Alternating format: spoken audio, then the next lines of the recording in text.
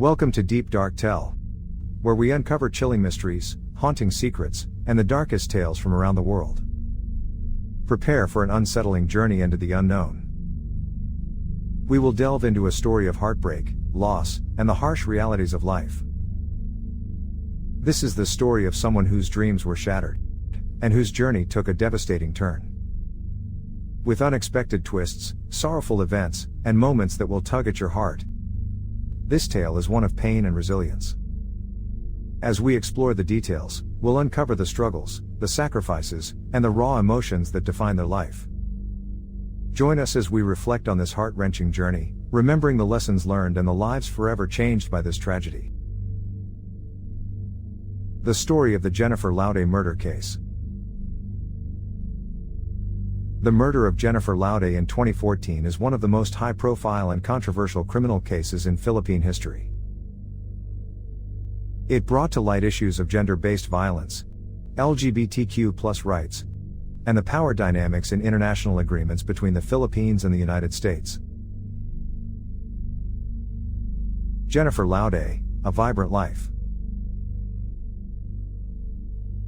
Jennifer Laude, also known as Ganda, which means beauty in Filipino, was a 26-year-old transgender woman from Olongapo City. Known for her cheerful personality and stunning looks, Jennifer was deeply loved by her family and friends.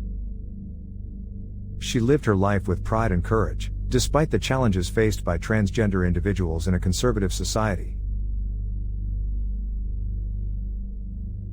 The fateful night. On the evening of October 11, 2014, Jennifer and her friends went out to a local bar in Olongapo City. There, she met Joseph Scott Pemberton, a 19-year-old U.S. Marine stationed in the Philippines as part of joint military exercises under the Visiting Forces Agreement. Jennifer and Pemberton left the bar together and checked into a nearby motel. What followed was a tragic series of events that ended Jennifer's life.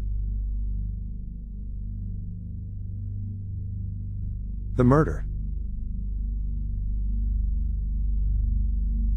In the motel room, Pemberton reportedly discovered that Jennifer was transgender. According to court testimony, he felt deceived and became enraged. In a fit of anger, Pemberton attacked Jennifer, choking her until she lost consciousness. He then dragged her lifeless body to the bathroom and left her with her head submerged in the toilet bowl. Pemberton fled the scene, leaving Jennifer's body to be discovered by motel staff shortly after. The investigation.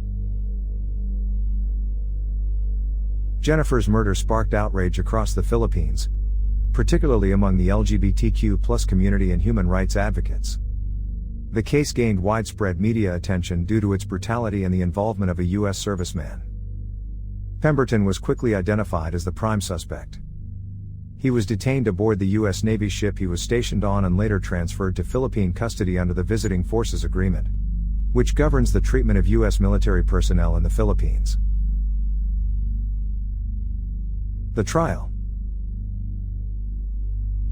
During the trial, Pemberton admitted to choking Jennifer but claimed he acted in self-defense after discovering her gender identity. He argued that he felt threatened and did not intend to kill her. The prosecution, however, presented compelling evidence, including forensic reports and witness testimonies, that proved Jennifer died from asphyxia due to strangulation. The court rejected Pemberton's self-defense claim and found him guilty of homicide, a lesser charge than murder. In December 2015, Pemberton was sentenced to 6 to 10 years in prison. He was held at a special detention facility in Camp Aguinaldo, a military base, instead of a regular prison, which many viewed as preferential treatment. The public outcry. Jennifer's murder and the subsequent trial highlighted several contentious issues.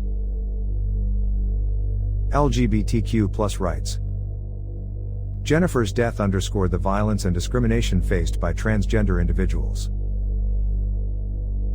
The Visiting Forces Agreement. Many Filipinos criticized the VFA, arguing that it allowed U.S. servicemen to evade full accountability for crimes committed in the Philippines. Justice for victims. The perceived leniency in Pemberton's detention conditions and sentencing sparked outrage, with many demanding justice for Jennifer. Pemberton's early release and presidential pardon. In September 2020, after serving only about 6 years, Pemberton was granted early release for good conduct time allowance. This decision was met with widespread anger, with critics arguing that his good conduct did not erase the gravity of his crime. Adding to the controversy, Philippine President Rodrigo Duterte granted Pemberton an absolute pardon, allowing him to leave the country immediately.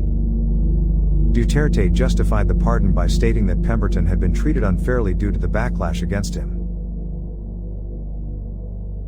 Jennifer's legacy.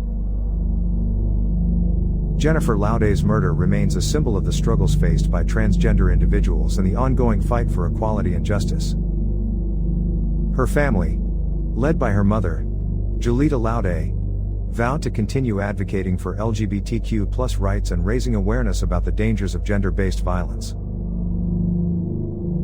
The case also reignited debates about the Philippines' relationship with the United States, particularly the provisions of the Visiting Forces Agreement and its implications for Philippine sovereignty. Jennifer's story is a painful reminder of the discrimination and violence faced by the LGBTQ+ community. Yet, her memory inspires advocates to push for a more inclusive and just society, where no one is subjected to violence for simply being who they are.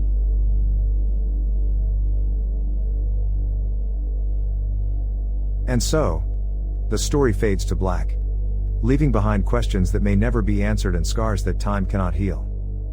The shadows of this tale linger as a chilling reminder of the darkness that can dwell within the human soul. But perhaps the scariest part isn't the story itself. It's knowing that somewhere, in the quiet corners of the world, similar stories are unfolding even now. I'd love to hear from you. What topic or story would you like me to dive into next?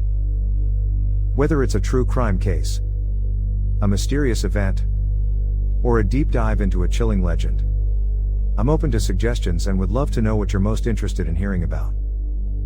Your input helps shape the direction of this channel, and I want to make sure I'm covering the things that intrigue and excite you the most.